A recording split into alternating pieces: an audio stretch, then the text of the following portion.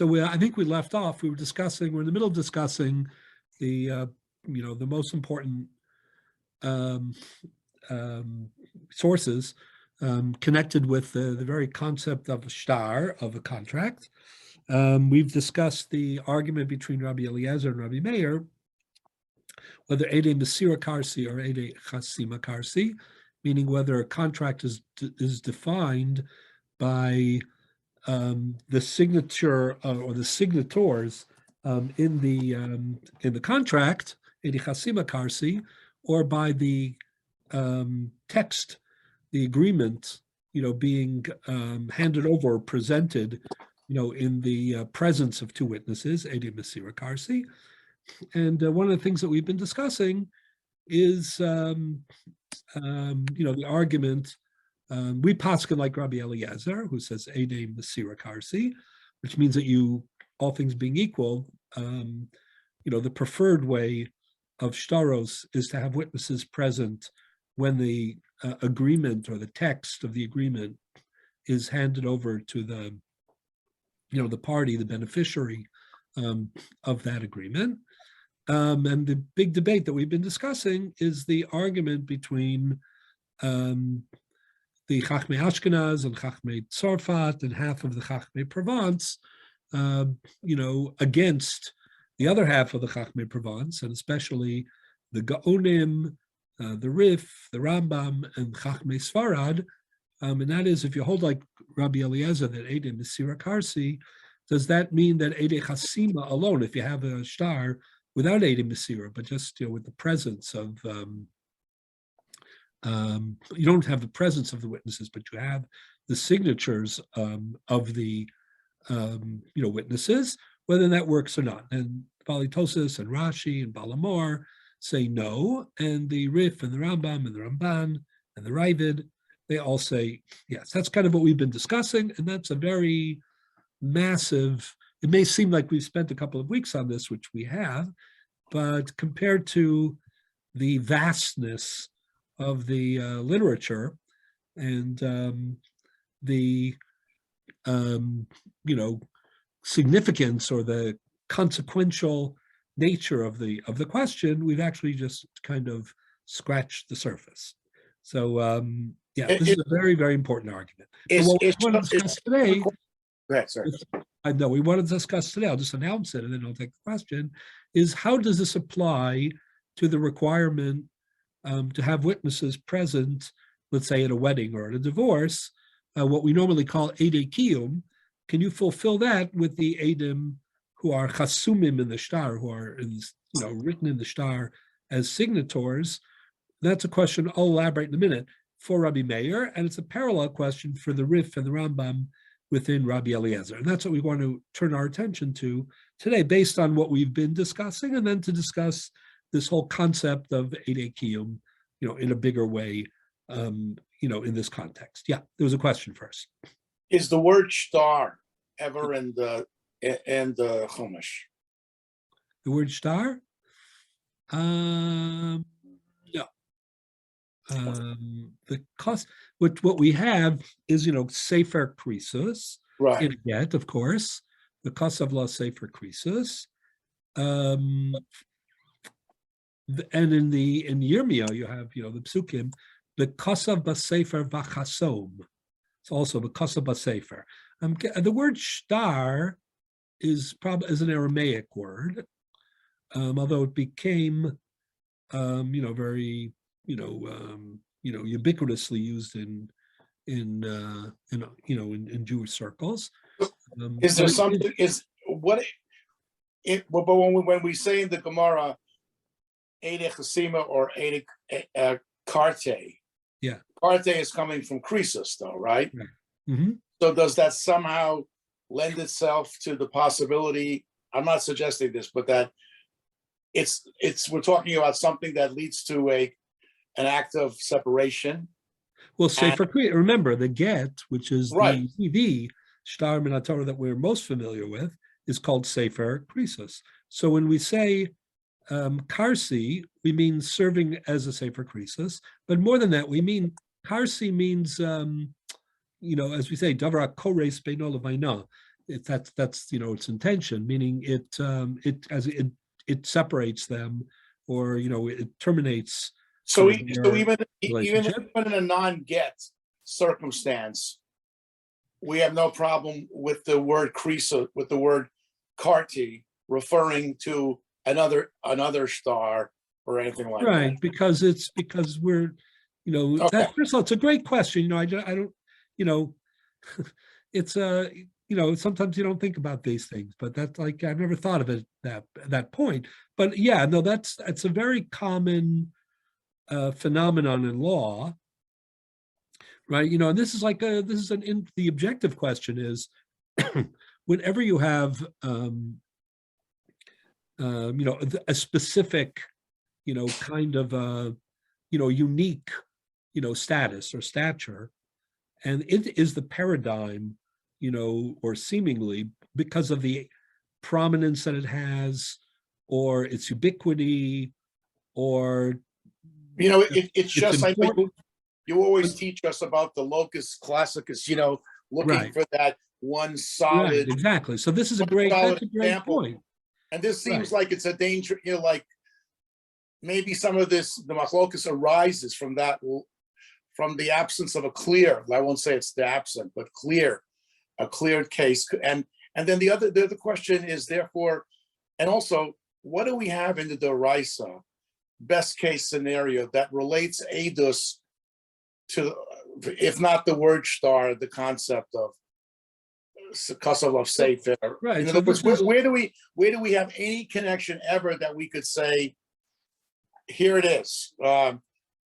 This shows you, do you need Eidos with or not? I'm not talking about Edakiyim. I'm talking about Edom on the related to star. the star. Yeah. So again, just to finish answering the first question, because I think where we're going, but just to make it clear. So whenever you have a paradigm case or locus classicus, as you just put it, I absolutely agree with that, and it's coming a little bit from from me.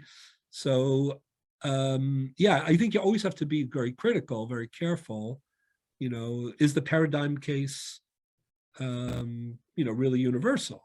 Because like a get, like you're raising a very important question. A get has certain unique features that clearly distinguish it, from other comparable, even shtaros. Meaning, like lishma, for example, you might need lishma also, of course, in shtar kiddushin, which is an offshoot v'yatzav haisa, but you don't need you certainly don't need lishma in shtar mecher or shtar matana or shtar chov, or things of that sort. And even the idea of krisus, davar kares beino leveina, because we're talking about a get. So in a get and a gerushin, we're talking about putting a proper, spiritually appropriate termination to a very bonded, personal, aspirational relationship. So it's got to, once it's over, like you go from, ishto kigufo, which is an aspiration, a very intimate, a very, as I say, existentially, bonded relationship of two people, and you go, but if it doesn't, if it doesn't work out that way, and they have to separate, and we discussed that very extensively earlier in the year, how sometimes, that's sad, but that's the best, that's that's the way to preserve the institution and to preserve everybody's sanity and everybody's, integrity. So then at the end of the day, so you go, yeah, it's got to be davar koris beino leveina. Like there are no halfway measures. If something is like a very bonded relationship and it doesn't work, then it's got to be, you've got to have no strings attached, anymore. You got to go from one to the other. So I think what you're asking me, which is a really good point, it's like, an interesting perspective. But of course, part of it we know, but you're asking on the star part. How could this serve as paradigm on the one hand, when there's so much about it that specifically is unique and not applicable, to some of the other cases? And maybe that, raises the question whether some of the other, motifs, which we do project as being applicable universally to other shtaros, like, how could we be so confident of that? maybe, there are added protections and so on. So I think it's a great point. Now, in part, when the Gemara discusses whether, maybe we distinguish in Psak between Gittin and Shar Shtaros, whether we pass like Rabbi Eliezer or Rabbi Meir. So in part, that might be exactly what the Gemara is discussing implicitly. What they're saying exactly, they're raising the question that you just raised. They're saying, listen, maybe Edi Masira Karsi is a proper star for a get, which is the Sefer Krisos, and which is, like a super kinyan in the sense that it's, not just the dismantling of the ishus, but it needs a matir to dismantle it, but, when we're dealing with other shtaros, that's a whole other, set of considerations. And so it isn't just like a technical question, do we paskin like him here and the other one there, but they're really kind of, the undercurrent is really your question. Like, are all these other things unrelated to what's singular and unique about a get? So I think it's a great point. And the answer is you have to be really careful. Again, Mashal Amad Averdoma, I'll give you a closer comparison. And that is the relationship between Gittin and Kiddushin. So we can all understand that, that is a much more connected, relationship than, Gittin and Sharshtaros, because, Kiddushin is the Havaya and Gerushin is the Yitzia. And we even have V'yatza V'haisa in the Pasuk, and the Gemara in numerous places, and then the Rishonim and Achronim expanded it even further, say Makish Havaya Yitzia, and Makish, Yitzia Lahavaya. We learn dinim back and forth from Gittin to Kiddushin and Kiddushin to Gittin. On the one hand, the idea that they're the parallel and strong makes sense. On the other hand, I've said this before, but in this context, it's worth repeating because of your question, and that is, in another respect, we wouldn't be surprised to find, discrepancies between V'yatza V'haisa, because as much as they're similar, they're also completely diametrically opposite. In one case, we're talking about celebrating and introducing and initiating the bond. And in the other case, we're talking about terminating it, in a manner in which there are no strings attached. So for some, issues, you're going to say Makish Havaya Liyitzia.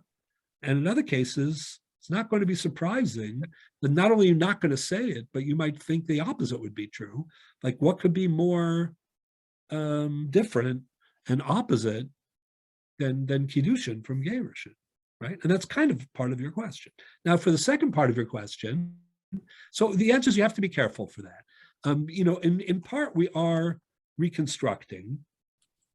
In a way, Gittin is like, the Uber or the super, contract of all times, even more so than in Kiddushin, because Kiddushin, it's only one of three methods.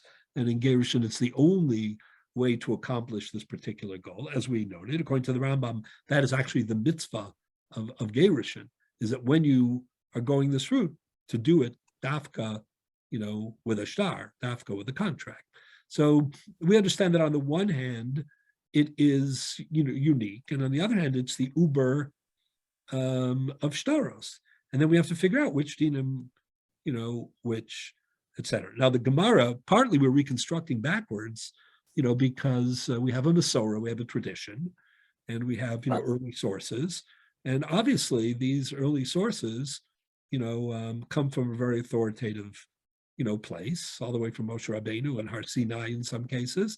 And even if it doesn't quite come from there in all cases, it's certainly, these are the great halachic thinkers of the early age, whose wisdom and insight and knowledge, qualifies them. So we are reconstructing backwards. Like, if you say to me, might it not have been different, with regard to this whole question, and might we not have said, even with the use of the terminology krisos, karsi, that this is just a get halakha, or maybe gittin and kedusha, but nothing more. The answer is, yeah, that makes a lot of sense. However, from the earliest sources that we have, including the Mishnah, which is a pretty, in Torah Shabbat, Torah Shabbat Peh, that's, the Mishnah, the Tosefta, the Midrash Halacha. Those are the earliest sources that we have, access to. So in the Mishnah already, the concept of, Edim Basira and Rabbi Eliezer is applied to other shtaros. That's clear. Then the Gemara is already discussing the question. The use of the terminology Edim Basira Karsi, the Chasima Karsi, the word Karsi is applied to other shtaros, or is debated at least whether it should be applied to other shtaros. So reconstructing backwards, that's why we're coming to the conclusion that, that's part of the Uber star part, not part of the unique, Gittin part. But I think it's a great question. So not to just one last small thing. Sure. But we get Kicha Stay Ephron gives us Abaya Liatzia. Right? So Kicha Mistei Ephron gives you Kesef of Kiddushin. Okay. The Yatzav Haisa gives you Makash Abaya Liatzia. But okay. And the last question is, so maybe this, we always had the original question you posed at the beginning of the year, that it's so interesting that the one case for Gittin is this complicated, relatively rare case, right? We learn it all from the one pasuk in a case that is not common, right? Well, but put it this way, the parsha, the one parsha in the Torah, leads to, makes it sound as if the crescendo or the climax is Machsu Gushaso, meaning when you want to remarry after being divorced, after the woman is already married somebody in between. Right, so Machsu Gushaso that's very locus, right, but that's the locus classically for all of the halachas, right? Here, yeah, yes and no. There it's more the temper of it, meaning the cadences and the way we read the psukim. But clearly, meaning the Gittin part stands alone without the Maser Grushaso. Just if you read the Parsha, it's curious that it makes it seem like, it's all building up to that case. I mean, the legalities are independent of the leading up to that case. But I'm a little bit ambitious. So when I try to, when things that bother me, include not only like, technically, does this stand, what is this case? But also like, how it sounds, the cadences. So, but maybe a possible, one of the, besides what you've said already, a possible explanation is it's deliberate to get, so that we can segue to this sugya. In other words, because of its particularities, not just that it builds up, it gives us the fodder, so to speak, if that's the right, for Masira Kar, for the exact discussion that we've been having the last couple of weeks. Right, I think that's true. In other words, if you had a different way, if you just took a standard get, the pasuk could not be built in that manner that it would be able to. I mean, it could be built, but I'm just saying that's right. It wouldn't. I think it's stronger this way, anyway. I said because let me also say something about part two of your question about the edus, because I think that's a great question too. Meaning, if you just look at the pasuk about Gittin, which is ki kakish ishov all of the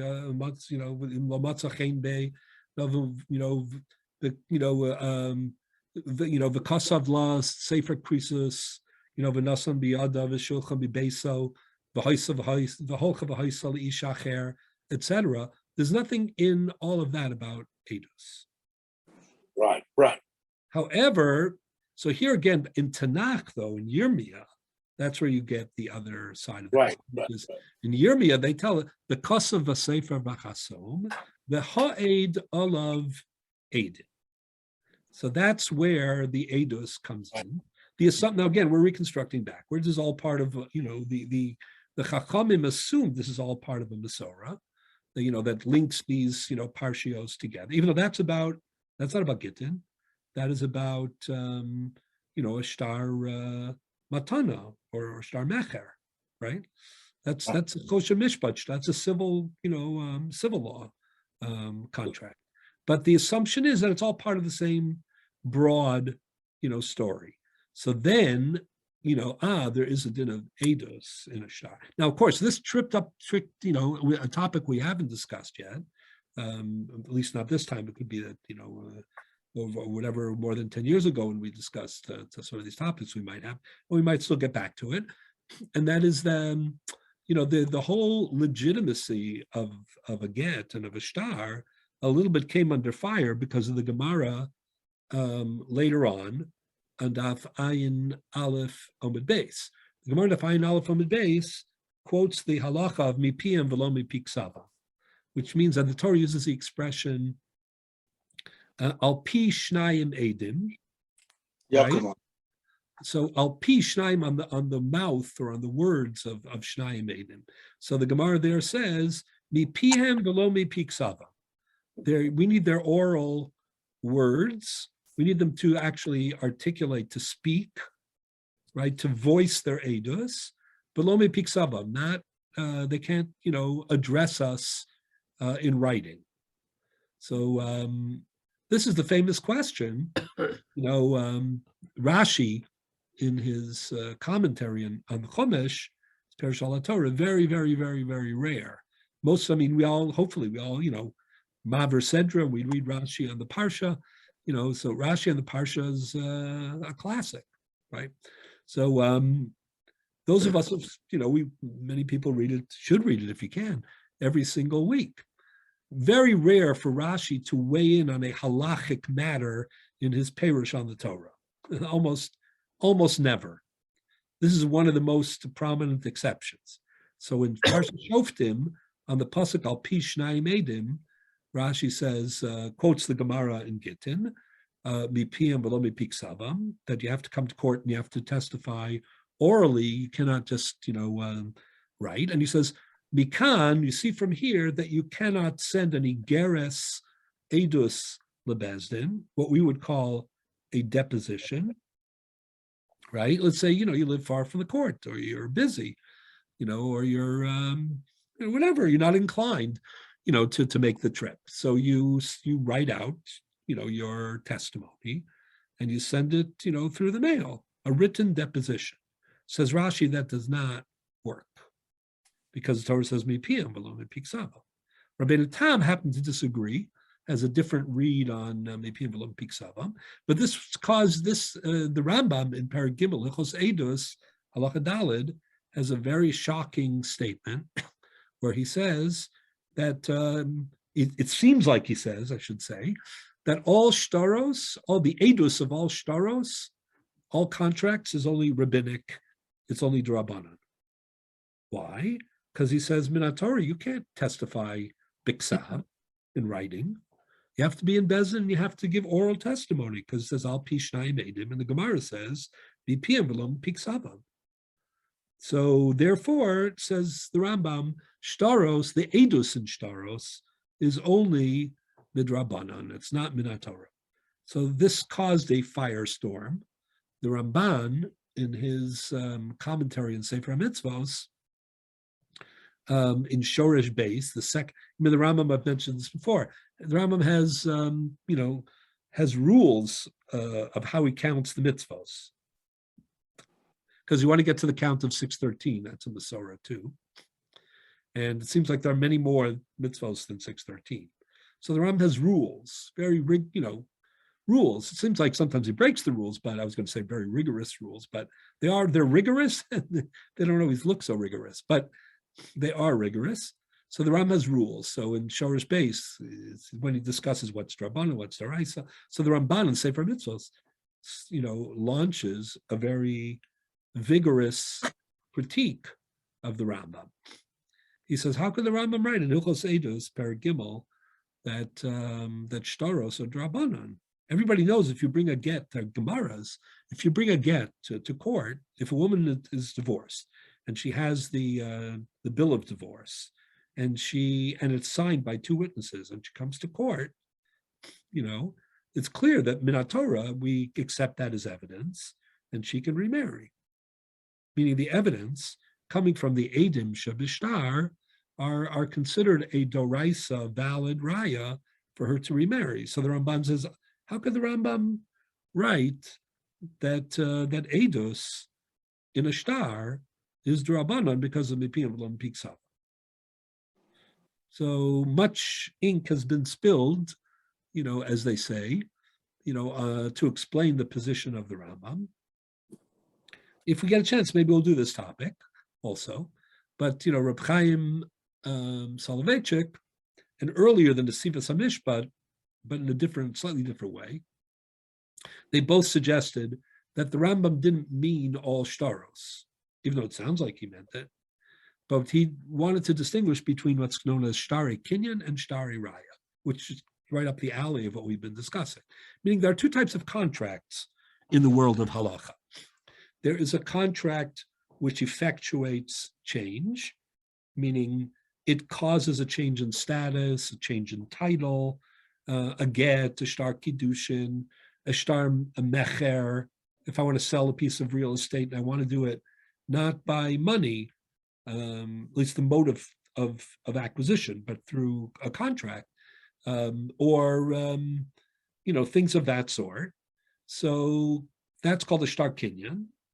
Then there's something else called a shtar raya, where let's say I sell real estate, but I sell it for the money, or through a kinyan suda, but you want to have evidence, you want to verify it. So you say, can you give me a written contract as proof, of our transaction? In some cases, the document, the contract, isn't what changes the status. It's just a piece of evidence. So what Reb Chaim and the Nesiva, what they were suggesting was that what the Rama meant was, if you have a shtar that is only a shtar raya, right, then the status of the edus is only Rabbanah because of it. But if you have a shtar kinyan, even the Rambam will agree. I mean, this is a big problem. Baletosis in many places, and the Balamor in Yevamos deal with this question. They make a different distinction. They say there's a difference between what's called Dasa Miskayev. This is the pithy line of the famous pithy line of the Balamor in Yevamos and Lamed Aleph from the base. Balamor says, listen, the rule is that it's BPM, meaning they have to give oral testimony, velomi piksavam, and they can't give, they can't write a deposition. They can't convey their testimony by writing. But that's not what a shtar is. A shtar is not mipiksavam.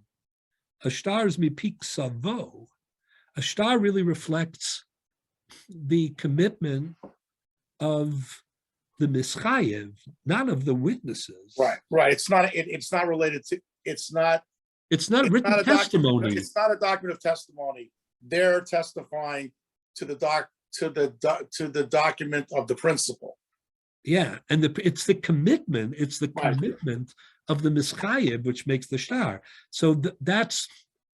Some people say that's a kind of. And in fact, you would have all the rules of nogea bedavar and everything, so they couldn't be Adam if they. Right, exactly.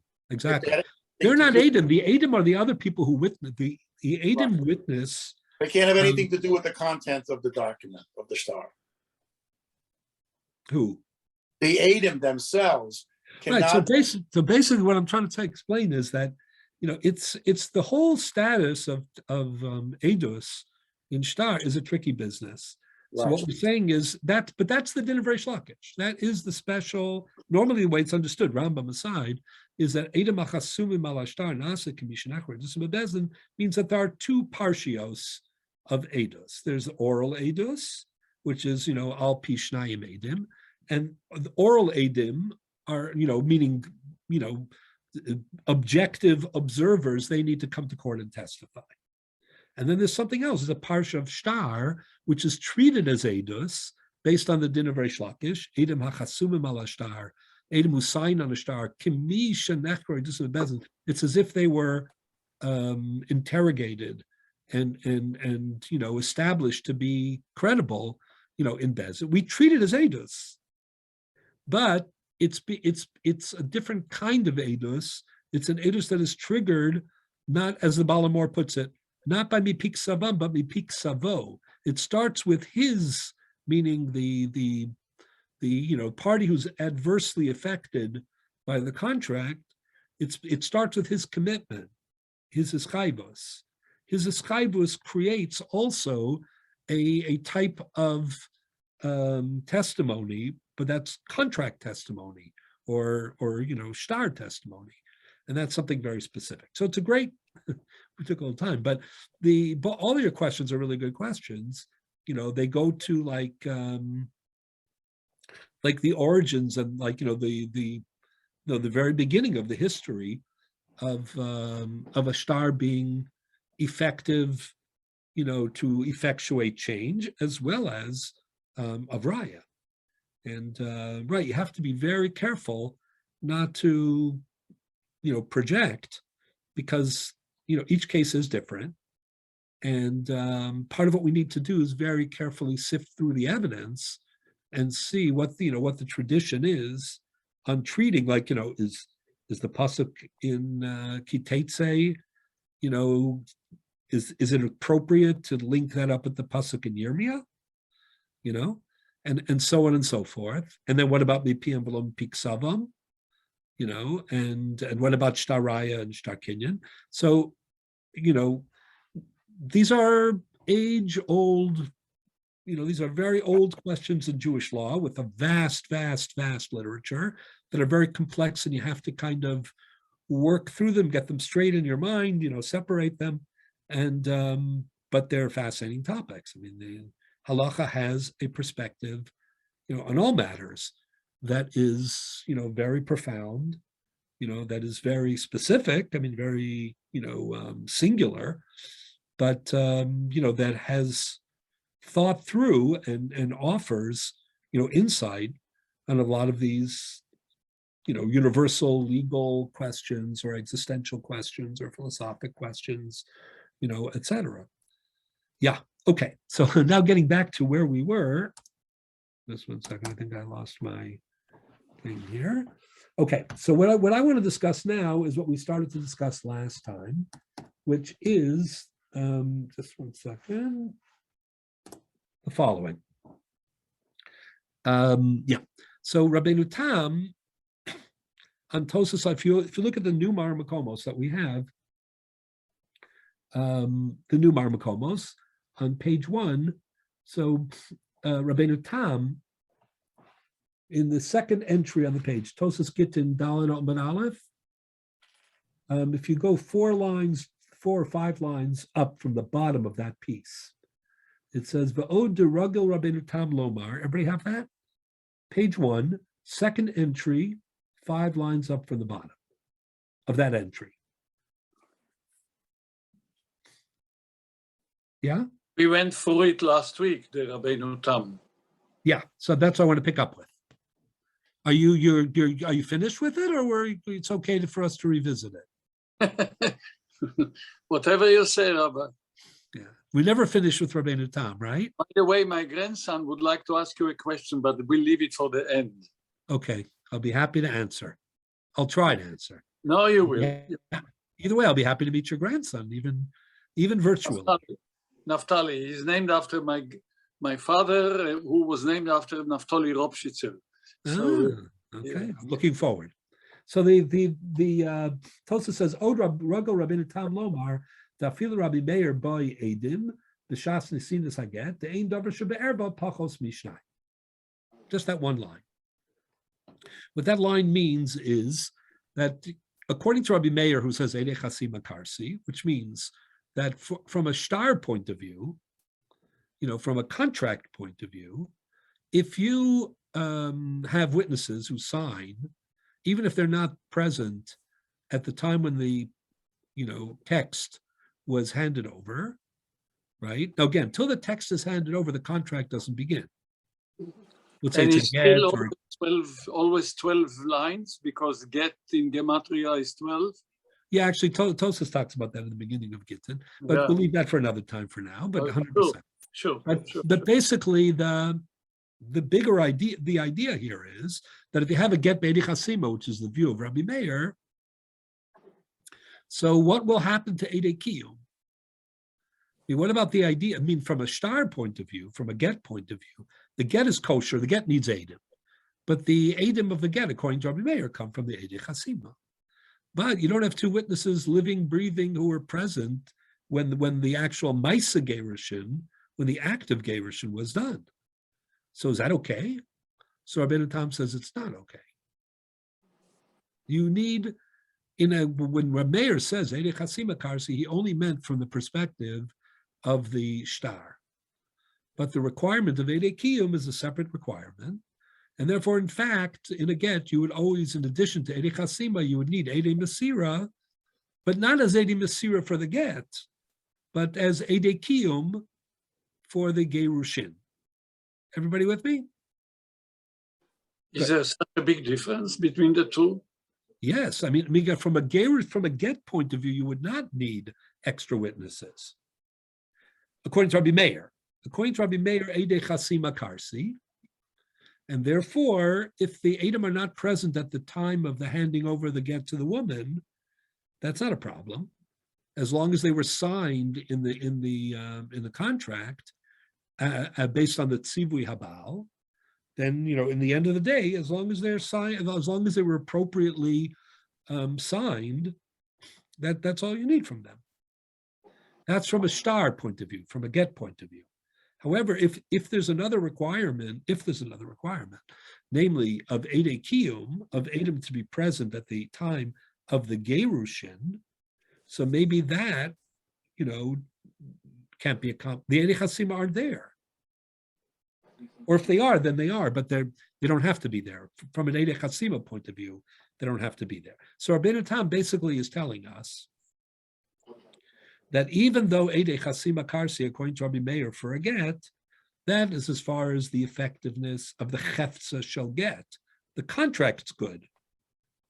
However, the Maisa Gerushin, the act of Gerushin, still requires that it be witnessed, at that moment, and therefore you would need Edom. Now, it could be the same Edom if the Eidei Chasima want to stick around or they want to come for the Maisa Gerushin, that's fine. It doesn't have to be two different people, but it's two different requirements. One is Edim Shechosmim Beget, the other is Edim, right, Hanimtsaim or Hanochachim, right, Bizman Mesiras Haget. Yes, I guess. Or Nesinas Haget. Sinas Haget, Mesiras Haget. Good. However, even though that is the position of Rabbeinu Tam for Rabbi Meir, now remember, Rabbeinu Tam doesn't paskin like Rabbi Meir. We don't paskin, in Gittin certainly we paskin like Rabbi Eliezer. So the statement of Rabbeinu Tam is an abstract statement. Rabbeinu Tam saying, if Rabbi Meir was here, if we paskin like Rabbi Meir, we would need Eidei Chasima for the get, but we would still need Eidei Kiyum for the Gerushin, right? Now, in the world of Balei Tosas, this is what we've been discussing the last few weeks. The Balei Tosas say, well, what about Rabbi Eliezer? Well, Rabbi Eliezer holds Eidei Mesira Karsi. And for the Balei Tosas, when Rabbi Eliezer says Eidei Mesira Karsi, it means only Eidei Mesira Karsi. Meaning, if you have Eidei Chasima alone, this doesn't work. So for Rabbi Eliezer, who we paskin like, of course you have to have Eidei Mesira for the get, and they double up as Eidei Kiyum on the Gerushin. So this whole question doesn't, halakha l'maisa, you want to put it that way, Rabbeinu Tam doesn't have this question as a practical question. Rabbeinu Tam is dabbling, in abstract here when he discusses this question. And by the way, he doesn't have a source.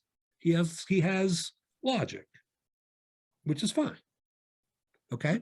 So Rabbi, you can then end up with two sets of Edims.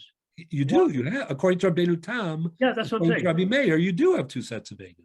You could have the same people doubling up, but there's still two different Edus. One is Edus on the document, and the other is Edus on the action. So the question. So this is unique to the get. Yeah, and that would be according to Rabbi Meir. But according to Rabbeinu Tam, you don't have this question halakha l'maisa because his view of Rabbi Eliezer, which is Eidei Mesira Karsi, is that Eidei Mesira Karsi is required in all cases for the get.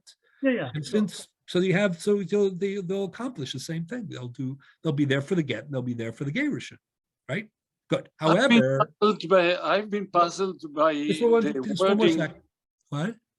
I've been puzzled by the way the Tosfos brings Rabbeinu Tam. Haya ragil lomar. You can look at it.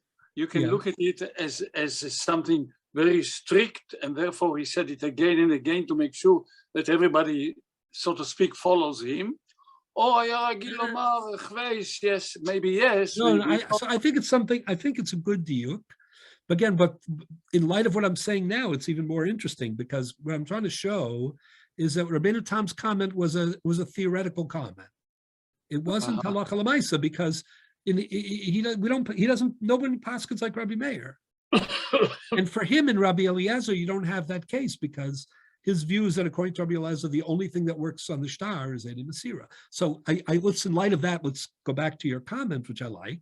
What do you mean Od Haya Ragil Rabbeinu Tam? So I think the answer is because it may be theoretical, but it's important, and we'll see why in a minute.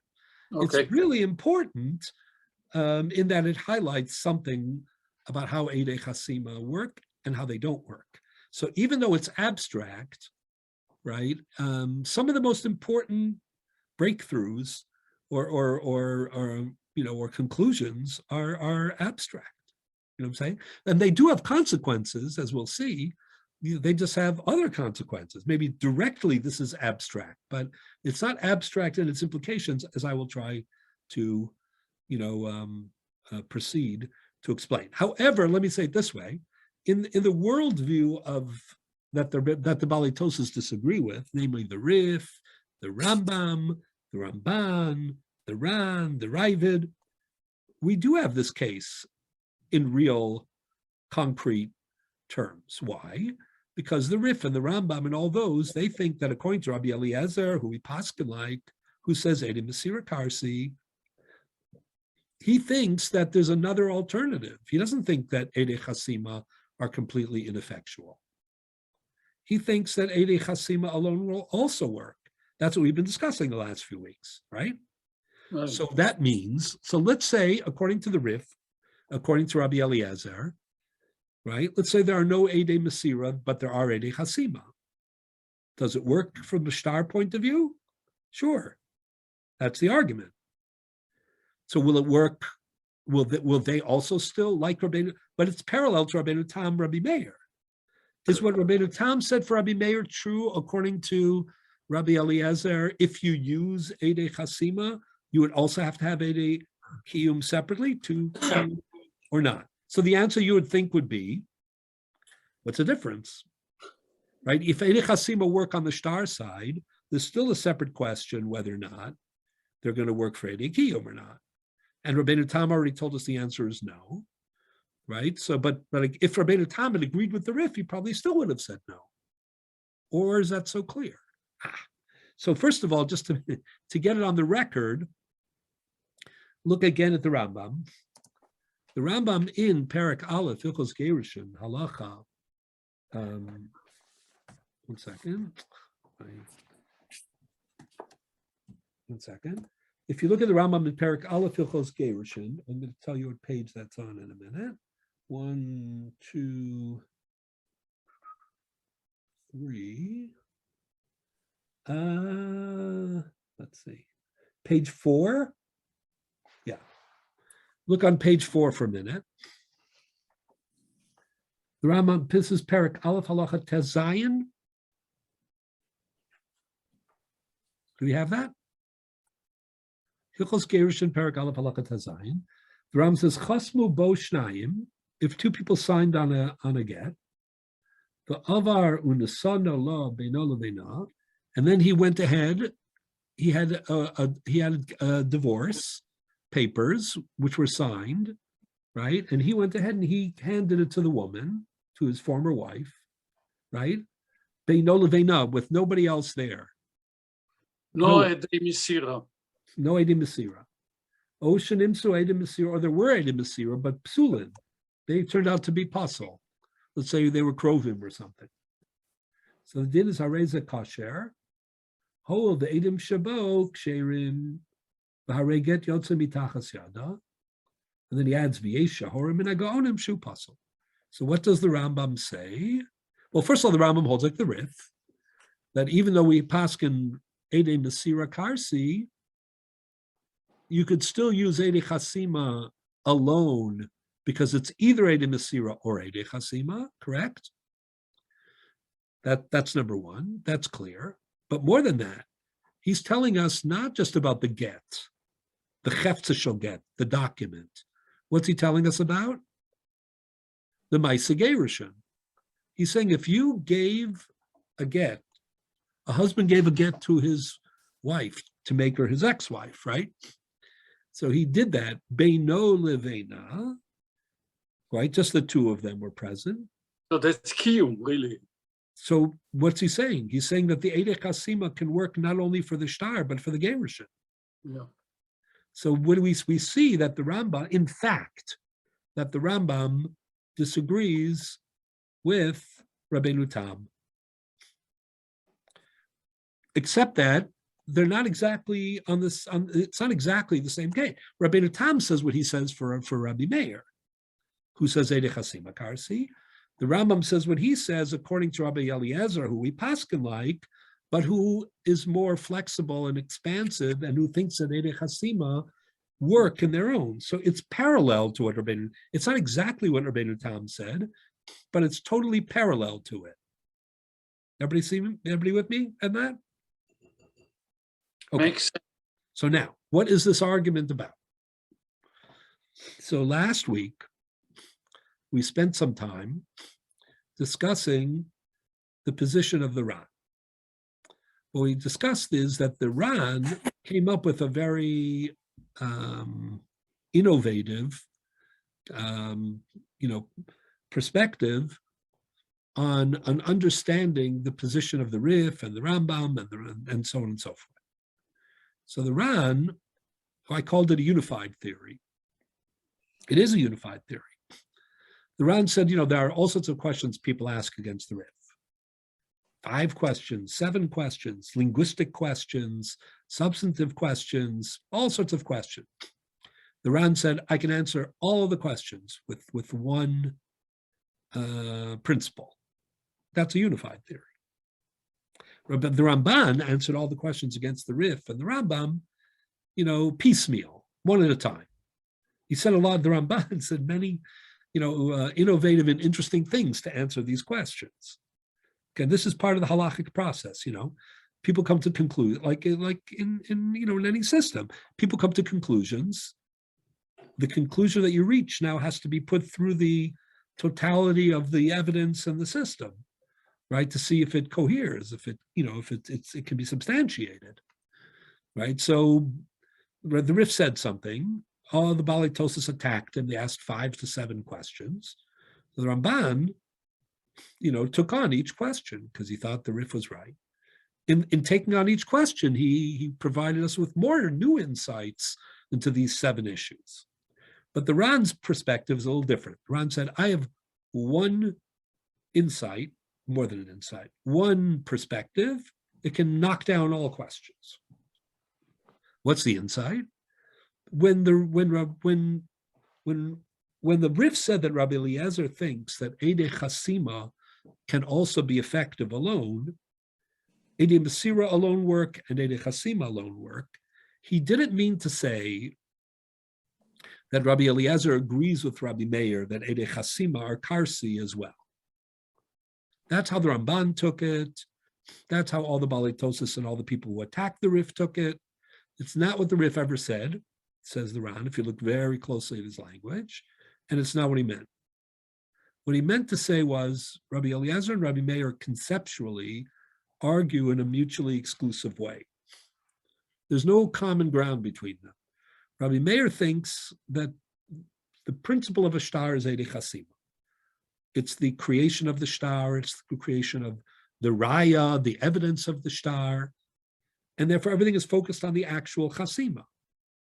He said Rabbi Eliezer thinks exclusively that what's important about a shtar is the fact that it is given, and it's given in a way that, that is supported by witnesses. I'm saying it in a very careful, trying to say it in a careful way. It sounds a little clumsy, but the clumsiness is a way of accounting for the Ran's Chiddush. We'll see in a moment. The Mesira, not the Chasima is irrelevant, per se.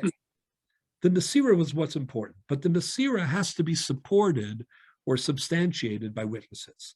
However, says the Ran, the Chiddush of the Rif is that there are two ways to have Eidei Mesira.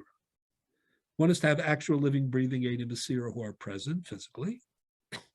And the other way is to have, this is my language now, but this is what the Ran is saying, virtual Eidei Mesira. Meaning, they're not living and breathing, they're not present, but since they signed on the document, right, the combination of reconstruction, umdana, and the edus at the time of the chasima, all that is sufficiently supportive of the evidence that this was given properly. So really, Mesira is the only davar hakoreses. And Mesira needs edus, either the edus of Eidei Mesira or the edus of Chosmim, which is the equivalent of edus Mesira. That's what the Ran says. And that's why he says all the questions that were asked against the Rif, they're all based on a faulty, crude, primitive, reading of what the Rif said. The Rif never said that. Again, the linguistic one is the one that is the most innocuous, but it's the most telling. Right? They all asked against the Rif. Why does Rabbi Eliezer say Eidei Mesira Karsi? He should have said Af Eidei Mesira Karsi, also Eidei Mesira Karsi, or even Eidei Mesira Karsi. Says the Ran, and then so the Rif himself says, well, because I prefer Eidei Mesira. So the Rosh said, why do you prefer it? I mean, what is preference? This isn't mitzvos, this is law. Either it works or it doesn't work. What do you mean you prefer it? So the Ran's explanation of the Rif answers all these questions. The Ran says, the reason the Rif didn't say Af Eidei Mesira, the reason according to the Rif, Reb Eliezer didn't say Af Eidei Mesira, Af Eidei Mesira, is because Eidei Chasima never work. The only thing is, if you have Eidei Chasima, they serve as virtual Eidei Mesira. So in the end of the day, the only thing that's koreses is the Mesira. And that's why is it lechatchila? It's not zekeli vaneu. The answer is it's lechatchila, because wouldn't you rather have real witnesses than virtual witnesses on the Mesira? But we live in a funny age now, like people prefer virtual reality. Yeah. To reality. But if we don't find the Adam, if they're dead, if we're not, how do we even know beyond? If they're dead, it's actually better that they're Eidei Chasima. Right, but I'm just saying it sounds like Eidei Chasima is the Eidei Mesira. In other words, that's what the Ran is saying. Right. I mean, so once they sign, and that helps that's according to Reish Lakish too. So right there and then you're done. Actually, the Ran quotes Reish Lakish. He says, that's kind of what Reish Lakish really meant. Right. When you anyway, so let me get back to this for a moment. So what do we have? So this is my suggestion. I've never seen anybody else make, but maybe other people do. I don't know. What do we just take a step back for a moment? What are we trying to figure out? Rabbeinu Tam said something quite remarkable. He said, if you hold Eidei Chasima Karsi, right, which of course focuses on the chefsa shall get, the contract. The contract is fine by Eidei Chasima, but don't you still need witnesses to be present for the purposes of Eidei Kiyum, for the Maisa Gerushin? Said Rabbeinu Tam, if we had Paskin like Reb Meir, you'd need what you said, right, Dr. Harris, that you'd need two sets of Eidim, right? You'd need Eidei Chasima, and you would need Eidei Kiyum.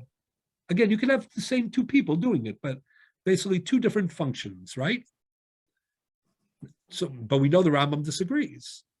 The Rambam and the Rif disagree. So one way to explain, but they don't disagree within Reb Meir because they're not talking about Rabbi Meir. They're talking about the halacha. But for they actually have a case because their wider, more expansive view of Rabbi Eliezer includes that Eidei Chasima work even according to Rabbi Eliezer. So now we have the actual case. We can actually test it out. It's not theory, now it's practice. According to Rif, according to Rambam, if a get is signed by Eidei Chasima and there are no Eidei Mesira or the Eidei Mesira are psulim, what's the halacha? So it should be exactly like Rabbeinu Tam. What would Rabbeinu Tam say? But my suggestion is as follows. Maybe there's no argument at all, according to the Ran. Because what have we said?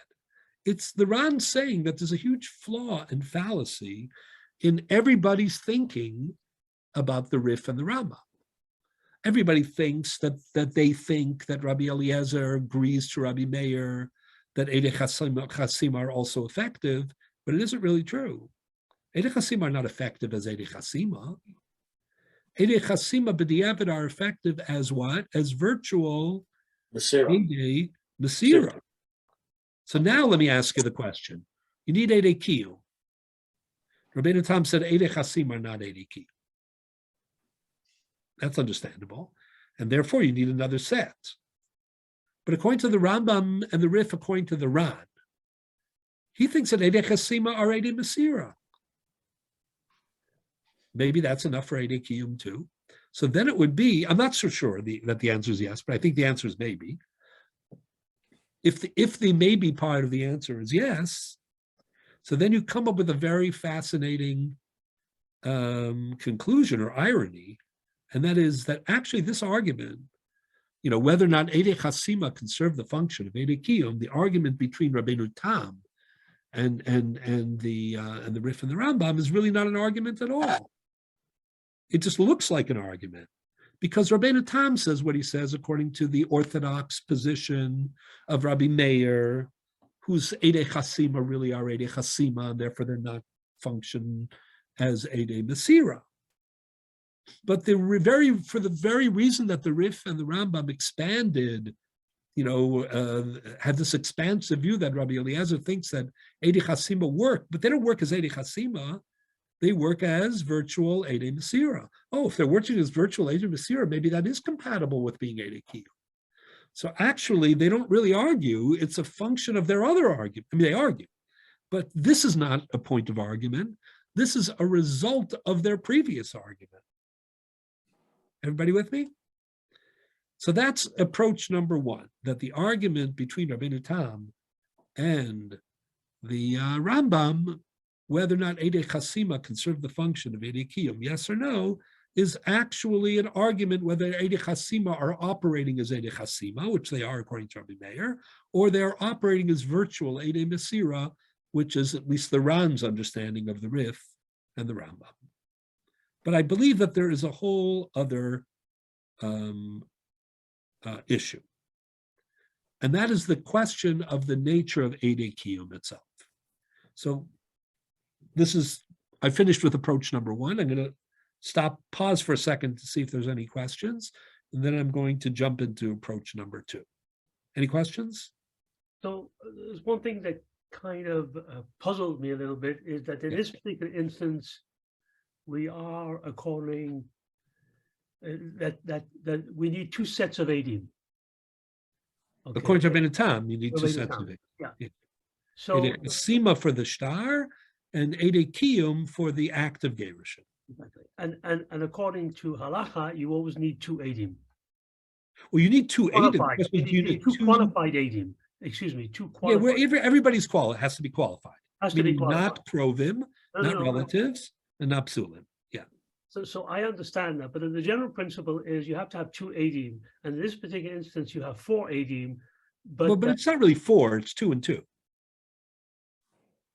It's two sets of two, because they're Eidim on different things. I see, it's replicative. Yeah, which is why, by the way, I said before, I mean, you don't have to actually have physically 4 people. You could have the same 2 people if they were present.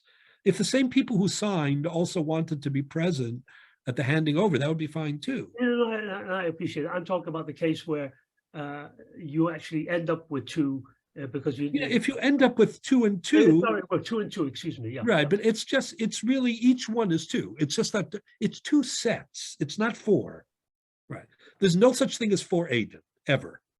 Okay. I mean, if you have 4 Eidim, you could have 1,000,000 Eidim, but it's Well, really exactly. 2 plus. Oh, okay. Now I get it. It's 2 We sets even of- have a rule, by the way, in the Gemara Masechet Makos explains that's something called Trei Kameya.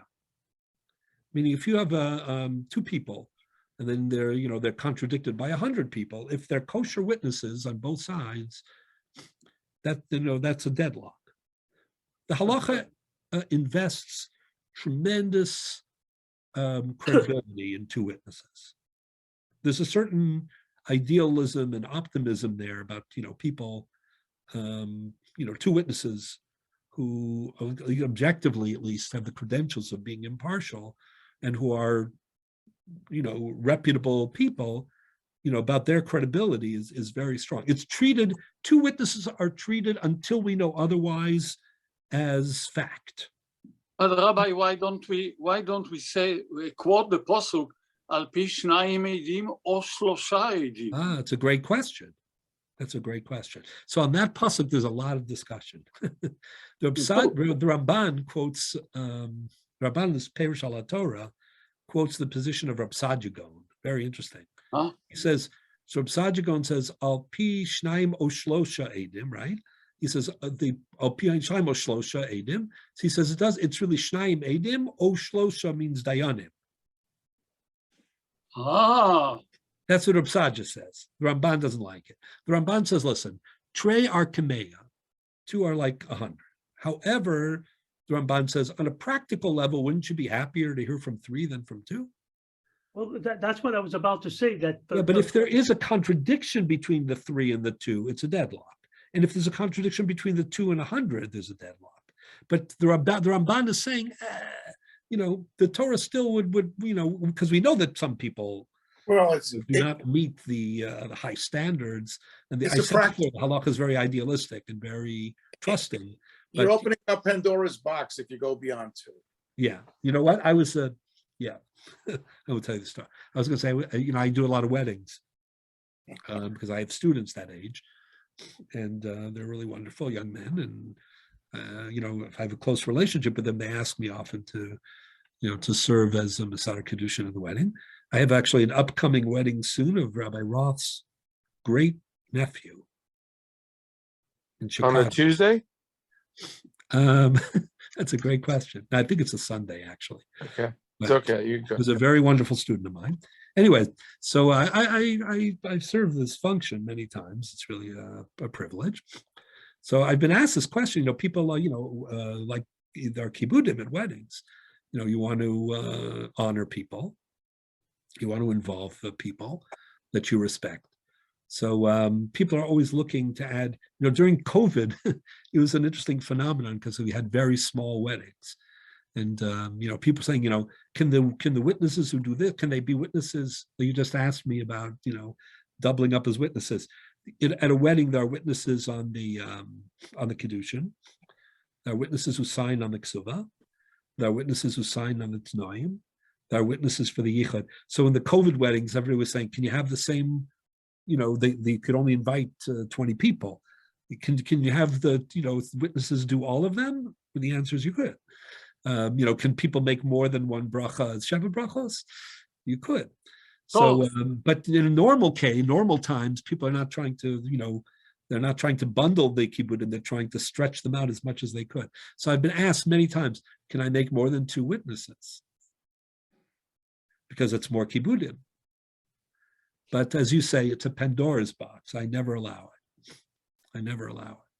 Because, you're also increasing the likelihood. We have a rule, Edu Shabbat L'Mitzasa Bat L'Kula. That's why, actually, we're going to get to the Ritva. We're running a little late today because we've been going off tangent, but we're going to get to the Ritva. If not today, we'll get to it next week in Ritz Hashem.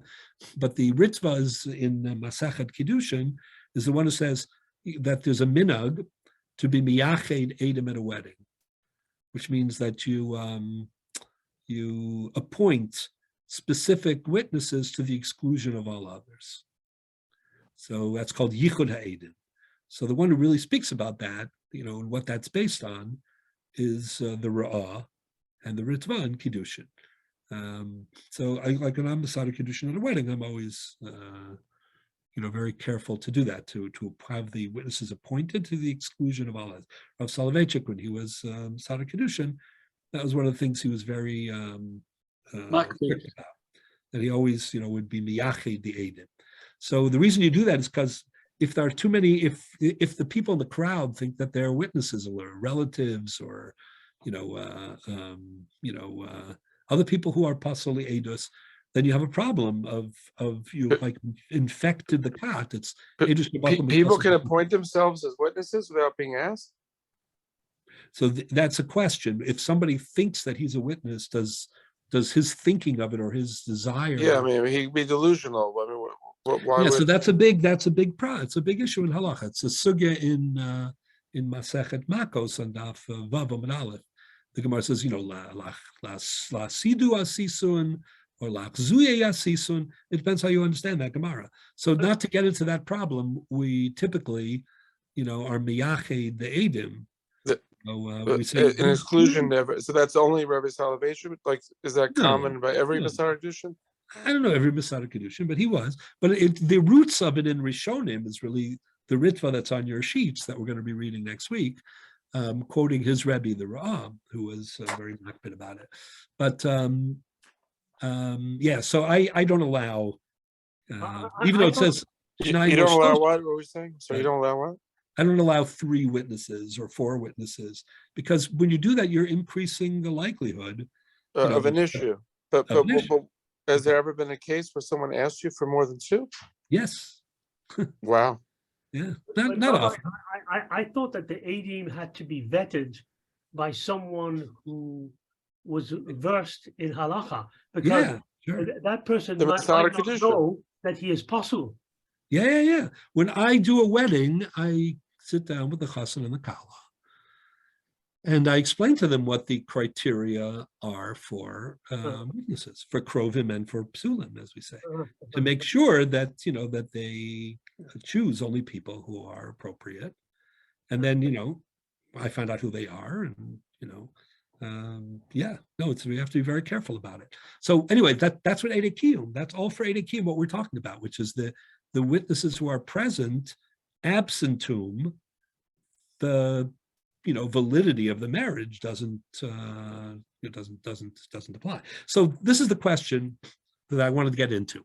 So far, we've discussed whether or not Eidei Chasima, according to Rabbi Meir, or Eidei Chasima, according to Rabbi Eliezer, according to the Rif and the Rambam, whether they can serve as Eidei Kiyum or not. And we found out that Rabbeinu Tam said no. Od Ragil, by the way, this is one of the reasons I think it's important. Od Ragil Hay Rabbeinu Tam Lomar. He used to talk about it a lot, even though it wasn't Halakha L'maisa. He used to give a shir on it, not just because it's so interesting. Because it's very interesting, but it's a very critical, conceptual question. And we'll see as we go forward that the issue that underlies it is very practically significant too. But the question is, what do you need for Eidei Kiyum? So here I want to introduce, we only have like a couple of minutes left. Let me introduce the problem. So far we've discussed it from what is the nature of Eidei Chasima? Are they virtual Eidei Mesira? Are they Eidei Chasima? And I've suggested that maybe the Rambam and Rabbeinu Tam don't even argue. Maybe Rabbeinu Tam says for Eidei Chasima of Rabbi Meir, and maybe the Rambam says what he says for the Eidei Chasima of Rabbi Eliezer, if the Ran is right about his reading of the Rif and the Rambam. Okay, but now I have a different perspective that I want to explore, and that is the nature of Eidei Kiyum itself. So I wanted to give you the background. It's going to take 1 more minute, and then we're going to pick up with this Emir Hashem next week. So the first Mar Makom on page number 1. If we could go to that. Second. Just 1 second.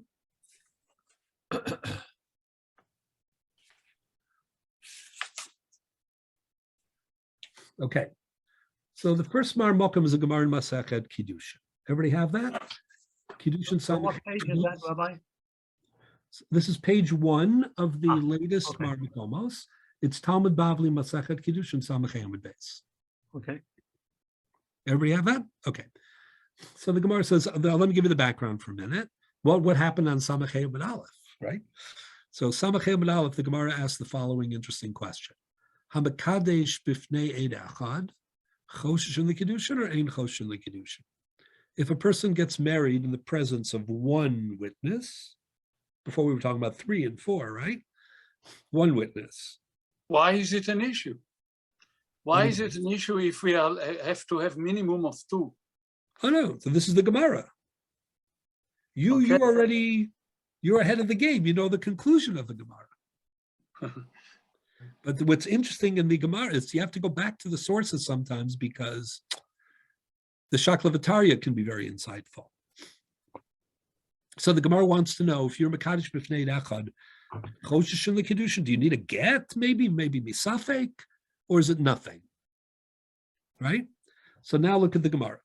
So the Gemara says, my Habala, there was a Gemara, they discuss it, they debate it. Okay, so the Gemara says, my Habala, what's the upshot? Meaning, what's the conclusion? What's the maskana? So the Gemara says, Rav Kahana Amar Ein Choshesh L'Kiddusha, like what you just said, but you know the maskana. You know, it's nothing. Nothing happened. If there aren't two witnesses, then there was no wedding. I'm talking about kosher witnesses, not people, right? Rav Papa Amar Choshesh L'Kiddushin. Rav Papa disagrees. Rav Papa said, because it happened. So then the Gemara says, Amar le Rav Ashi li Rav Kahan. My daitech, what do you think? The Alphas, davar mimamon. You're thinking that you need two witnesses because it says Alpi Shnai Medim Yakum Davar, right? And Davar is also implies a connection to civil law, to Dini Mamanis, and in civil law you need two witnesses for anything, right? The Alphas davar mimamon. But if that's true, then why not? If we're deriving the requirement of edim in Kiddushin from Dine Mamanis, from civil law, then why don't we apply the standards of civil law across the board? Namely, Imala halana das baldin edim dami, afkan hodas baldin edim dami. In civil law, the rule is that if the two people agree, they admit what happened, then you don't need witnesses. Like, let's say two people undertook a transaction, right? Beino leveino, with no witnesses in the room, but they both agree that they did it. Do we believe them? Sure. Let's say Reuven sold his ranch to Shimon. He did a proper kinyan. He did it the right way, but there are no witnesses. Now, if Shimon, if Shimon, the next day says, Reuven, I bought the land from you. How come you're not leaving the property? And Reuven says, what are you talking about? I never sold it to you. Then that's one thing. There's no witnesses. There's no witnesses. But let's say Reuven admits that he sold the land. So Hodas Baldin is Kamedim Dami. Even if there weren't witnesses present, that's the principle that if a person admits, right, then we believe him. In Dine Mamanis, we believe him. So Gemara says, listen, you do need witnesses when there's a dispute, but we also know that if the people agree about what happened, no one's, denying anything, then you don't need witnesses. That's called, so why in the case of Kiddushin, if he and she both agree that they got married, even though there was only one witness or no witnesses, if you're deriving the requirement of two from Dine Mamanis, and in Dine Mamanis, if there's no dispute, we don't even need witnesses, then why do we need witnesses here? Why don't we rely on Hodas Baldin Kamedim? So the Gemara says, Amalei, this is very crucial. Hasam lo kochayev lachrini. Hacha kochayev lachrini. There's a huge difference. In Dine Mamanis, it's just between the two of them, right? And therefore, if they both agree about what took place, then it's fine. But when it comes to Ishus, we'll see, we're not going to be able to get to it tonight, but we'll see next week when we continue this. The issue is not just between the husband and the wife. There are other affected parties. Who are the other affected parties? That's a great question. Rashi says that it's the Krovim. There are also some consequences. When you get married, it affects the family. Right? There are now obligations to family members. There are certain relationships become illegal or illicit, as a result of the marriage, right? The Rashba, we'll see this next week. Rashba says, Chav Lachrini means the family members. What if a ger married a giores and there are no other family members? You wouldn't need two witnesses? So he says, no, that's not what Chav Lachrini means. Chav Lachrini means the rest of the world is affected because she's an Eishes Ish. right? And therefore she's now, has a different kind of stature and is off limit to other people. So it has nothing to do with relatives. Well, I'll discuss that argument. Anyways, the point is that the principle of Hodas Badin doesn't apply. Then the Gemara continues. I'm going to read one more line. I'm going to set up the question, and then we're going to stop. Then the Gemara says, very fascinating. Mar Zutra, Rav Ada, Saba, B'nai Derav, Mari, brain Rav Mari Bar Isar, sorry, it's hard to see here, Polig Nichsayu Bahadi Adadi. They split up their property. They were partners, and they split up their property without witnesses. But they agreed to do it, and they did. Also, Lakamid Ravashi, they came to ask a question of Ravashi. Amrulay, they said to him, listen, Alpi Shnei Edim Amar Achmana. The Torah says you need two witnesses in a, dispute in civil law. So the Iboila Meheder Lamatzi Hadr Bahu, Banan Lo Hadri, Udilma Lo Makaima Milsa El Basade. What do you need the two witnesses for? You need the two witnesses in case somebody, changes his mind, in order to, if somebody changed their mind and they don't want to go through with it, or they don't want to admit it, so you can only prove it with two witnesses, or the two witnesses there as a legal requirement to validate the sale or the transaction, in which case, even if they all agree about what they did, it's still not valid if it's not witnessed by two witnesses. So the Gemara says, Amar lahu lo ibri sahadi al shakri. Witnesses are there to preclude someone from lying. It's about evidence. It's not about validating the transaction. That's a Davdine Mamanis. Now, but two things are worth noting. Number one, do you see the language of the Gemara? This is like something that's not so well known, I think, because you have to just be very careful, pay careful attention to it. The only time, we are traditionally, we call the requirement of witnesses at a wedding, we call them the Eidei Kiyum, which literally means Lakaikas is Lakayim. And the word Kiyum means, they substantiate, not more than they substantiate, they validate, the marriage. So it came to be known in the world of halacha. I don't know exactly when this started, although it's not so hard to trace, I should really do it one time. But typically we speak about two types of witnesses, Eidei Birur and Eidei Kiyum. Eidei Birur meaning Eidim that clarify, or Eidim as evidence, based on the Gemara here that says, Lo Ibru Sahadi, right, Ela L'Shakri. Those are Eidei Birur. Eidim Levarer Tadavar. And Eidei Kiyum are what we require at a wedding, which is not a question of whether it happened or not proof, not evidence, but in order to validate the legality of something. Where did the language Eidei Kiyum come from? The answer is from the, L'Kayim Kol Davar, or, Yakum Davar, for sure. But it came from this Gemara, really. Because when the Gemara was wondering, this story about, Rav Mari Bar Isar and Rav Ada Saba, and Mar Zutra, that's what they were asking. They asked the legal question. They said, is the purpose of Eidus lo ibri sahadi al shakri, to prevent lying? Or is it validation? When they were saying validation, what expression did they use in the Gemara?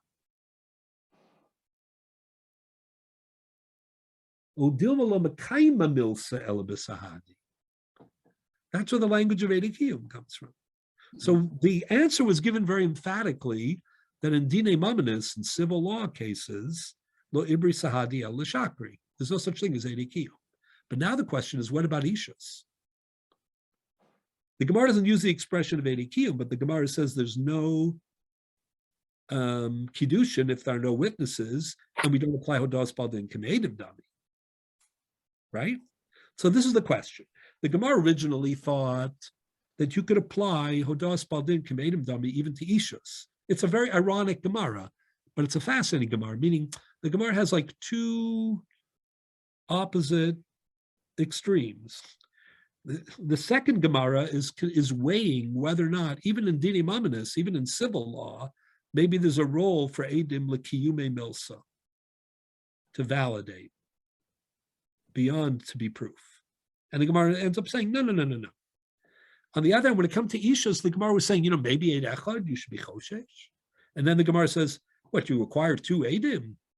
It should be like Dinei Moment. It should be Hodas Bal Din Kamedim Dami. If he and she both agree that they got married, what more do you need than that?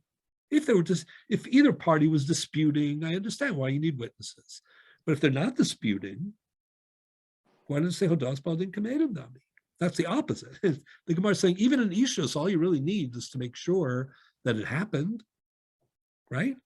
But then when the Gemara gives the answer, the Gemara says, no, you can't apply the din of Hodas Bal Din Kamedim Dami. Why? Chav Lachrini. So now there are 2 ways to read the Gemara.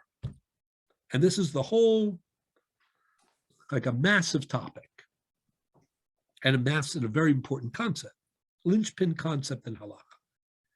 When the Gemara says Chav Lachrini, it means it in a technical way, like you're right, there's not such a difference between Dinei Mamanis and Ishus.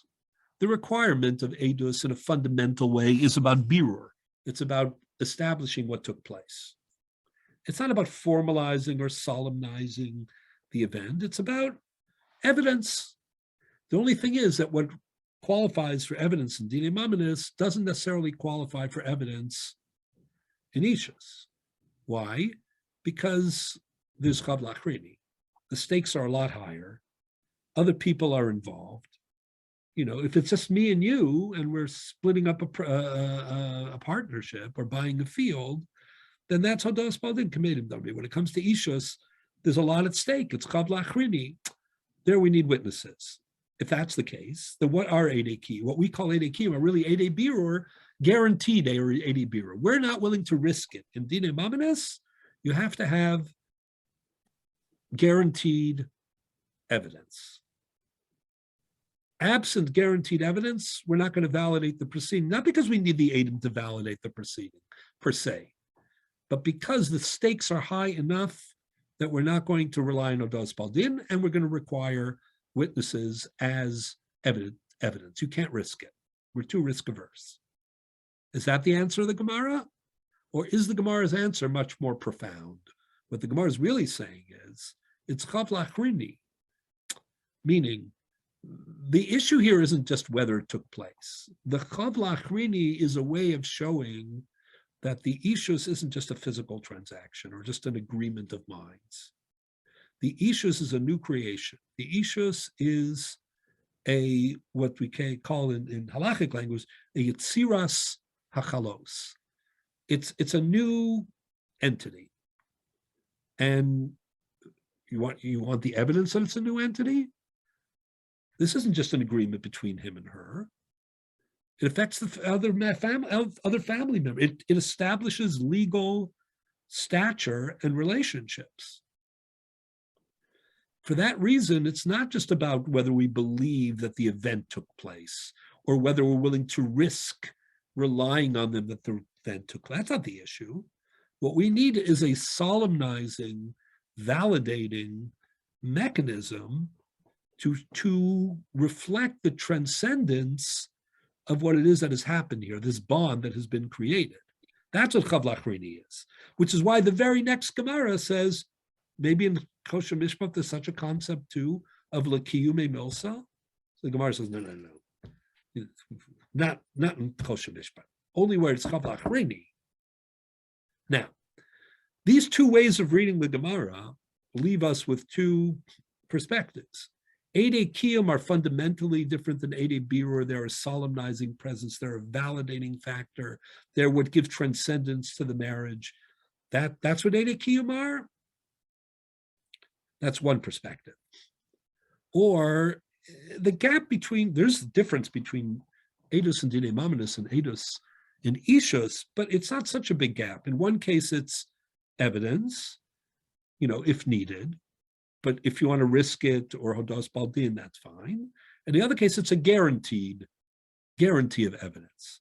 But the presence of the Eidim is an obstacle. It's a requirement for the marriage, but it's not a factor that defines the marriage. In which case, the Edei Kiyum are basically a form of Edei Birur. So that's what I want to pursue next week. Is it possible that that's the argument between Rabbeinu Tam and the Rambam? Because the Rabbeinu Tam would agree, everybody would agree that Edei Chasima, right, function as a raya. That's what they do. Remember, the Mishnah said on Lamed Daled Amud Beis in Gittin and Pei Vav Amud Aleph that even according to Rabbi Lazar, Eidim Chosmim Alaget Mitnei Tikkun Olam. We want them to sign because if the Eidim Masira travel or if they meet, their mortality, then you have the Edei Chasima. The Edei Chasima are good evidence. If the purpose of Edei Kiyum in a marriage was Vadai Birur, then Edei Chasima should be fine. So what Rabbeinu Tam is really telling us, and maybe go back to the Chazin's comment about V'od Haya Ragil Rabbeinu Tam Lomar. Rabbeinu Tam saying something very profound, even if we don't paskin like Rabbi Meir, and there's no case of it in Edei Chasima, he's still saying something profound about the nature of Edei Kiyum. What he's saying is, by the way, you should know that if we had Rabbi Meir right here, and he was going to paskin Edei Chasima Karsi, he would tell you that you need separate Edei Kiyum. You know why? Because Edei Kiyum are not Vadai Birur. Edei Kiyum are Edei Kiyum. They are about a solemnizing presence. They're what validates the marriage. However, maybe the Rif and the Rambam, or at least in Gittin, this is one of the things I'm going to try to prove, maybe they think differently. Maybe their view is that Edei Kiyum is Edei Birur. Just guaranteed Edei Birur. Can you accomplish that with Edei Chasima? Why not? So since Rabbi Lezer thinks that Edei Chasima also work, they work for both.